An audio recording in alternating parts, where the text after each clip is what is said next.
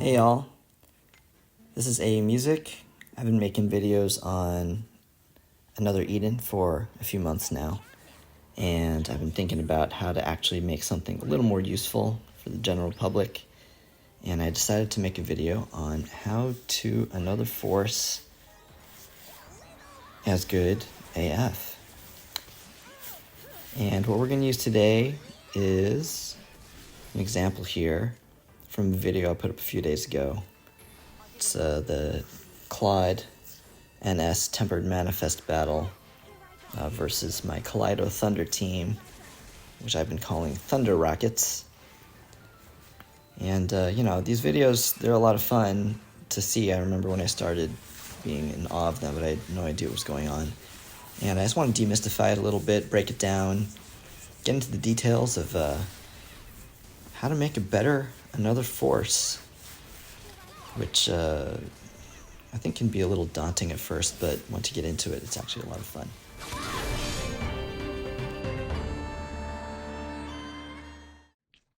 You have your team assembled here, and one thing you want to consider for a smooth Another Force is the order in which you place the team. Obviously, there are skills considerations, things like setting zone. In this case, on my Kaleido Thunder team, setting Kaleido is very important. But as much as you can help it, you generally want to put the fastest characters on the left and the slowest on the right. The skills pop up in that order. And what you don't want is a slower character in front blocking what could be the refresh time for a character behind them. You want to keep things moving. And so generally that means you put the fastest on the left. That's also the order in which Stellar Burst is resolved, in case that's something you need to consider. I've mostly done that here at the slower end between the last two characters, Primaya and Valette. It didn't really seem to matter, and I'm used to having Valette on the right because he's generally the slowest, but as much as you can help it, you want the faster characters on the left. Now I'm going to freeze frame here for a second because part of what's so overwhelming about Another Force at first is that it's just frenetic and moving. And I find it's actually helpful over time to just have a visual sense of what you're actually going to be navigating, which I have extrapolated here. So I've just laid it out this way to illustrate how the way you arrange the skills for your individual characters will collectively have a kind of choreography to how you're going to work your way through your Another Force. I make the second column, which is the first one you have any choice about, the spammable hit skill. So, all things being equal, you just need to keep it going. That's where you go to. I make the third column the abilities you must absolutely apply. Maybe your characters don't have that, but if they do, that's the first place they go. So I start the Another Force with right down the middle, third column. And then prioritize outward, so the fourth column and then the fifth column in that order, so that you just have a general sense of which way you're working through the skills, and also you don't lose track of which ones you've done. Generally what this means is that I'm going to start in the center, and then I'm going to work my way to the right with my right thumb. And as characters have skills popping up that I don't need to activate, I'm going to be spamming with my left thumb in column 2. So there definitely ends up being kind of, like I said, a choreography to the whole thing. I can't emphasize enough, the most important thing is you need to know what the skills do. You don't want to be guessing in the middle of Another Force.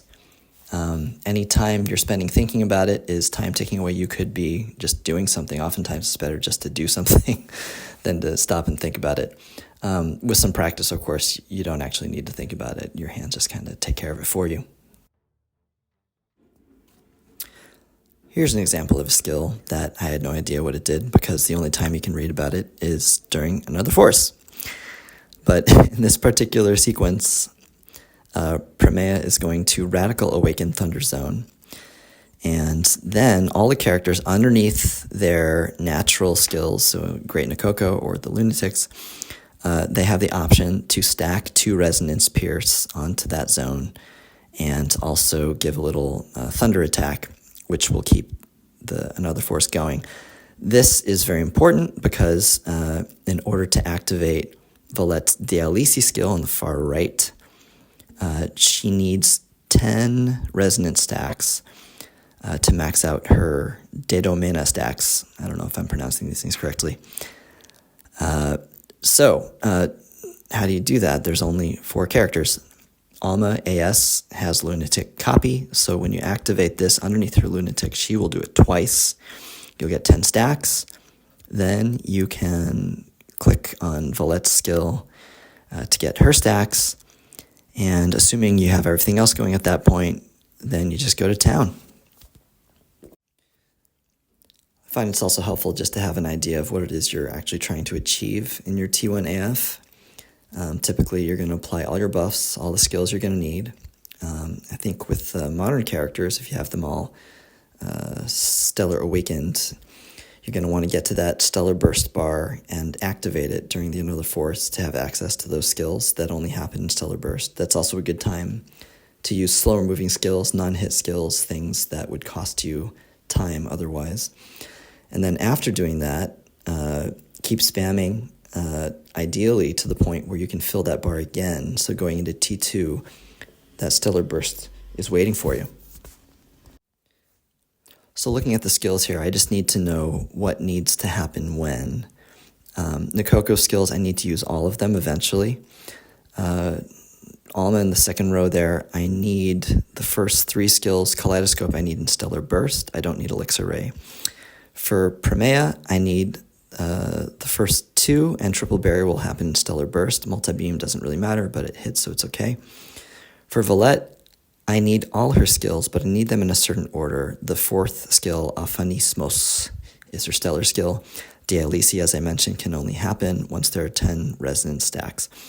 So my strategy here is going to be to go down the middle, and I think basically start getting Nikoko skills in there while I'm spamming the other 3 for hits.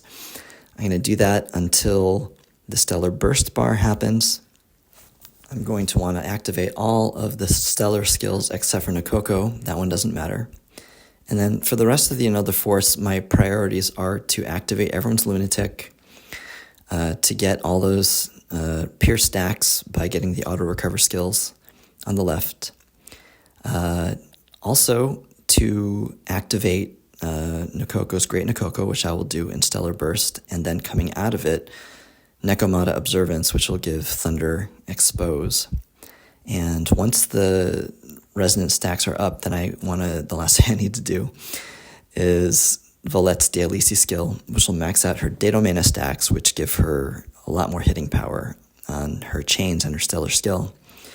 And from that point, I think I just spam the rest of the way, hopefully fast enough to refill the Stellar Burst bar.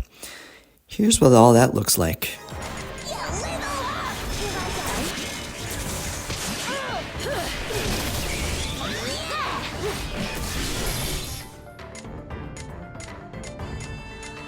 I didn't ask you for a critique, Brian. Here I go, this. Here I go.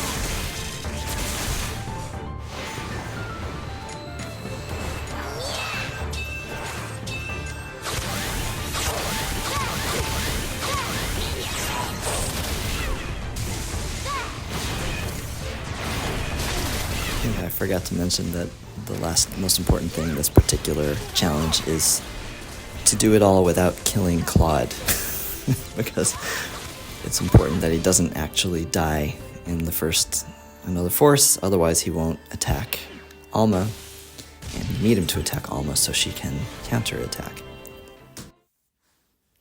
So the other example I wanted to use today is from the other video from the Kaleido Thunder, Freddie Mercury, Bohemian Rhapsody, Queen tribute, which is a max damage clear of the Astral Archive Book of Steropes, otherwise known as the Book of Kam. And I wanted to use this video to show not the first round, Another Force, but the T4 AF, which is pretty different than the opening round one. I can show you the situation once we get there. But often by this point, things have worn off from the first round. In this case, there'll actually be different characters swapped in, and there are different goals.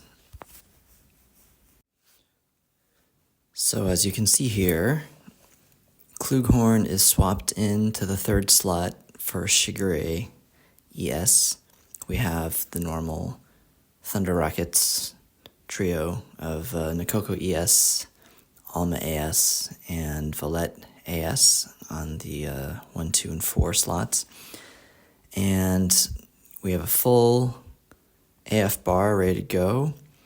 If you see there on the left, there's no zone. The zone is worn out. There's no Primea here to Radical Awaken anything, so the Natural Awaken zone dies after 3 turns.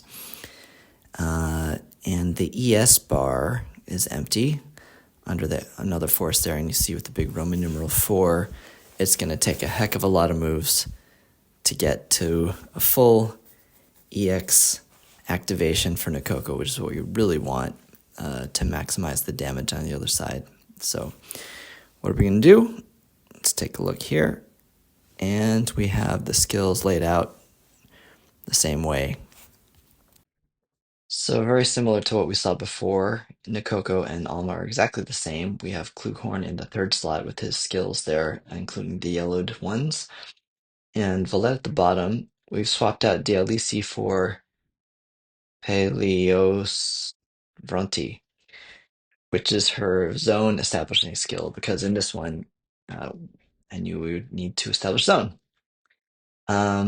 Bluehorn there, with the yellowed skills, he changes between offensive and defensive modes. He's already in offensive mode. He went there in the third turn, which means the second skill is a big hit with 3 attacks. You see his stellar skill is lit up because, spoiler alert, I got to the stellar bar. So you can see it there. Anyway, this is going to be a bit of a minefield because we need to reestablish the buffs that have worn off. We need to establish zone. We need to awaken that zone. We need to Kaleido everyone back into Thunder, but only after the zone has been established.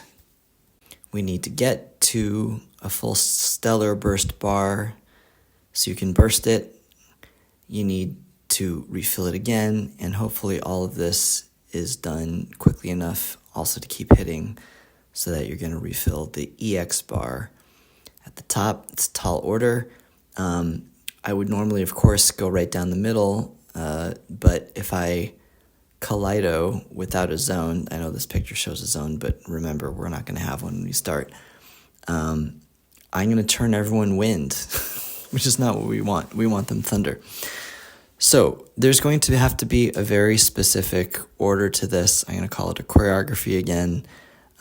It did take some practice. I do think the layout suggestions I made earlier really make figuring out what that's going to look like a lot easier. I will try to show you what that looks like here.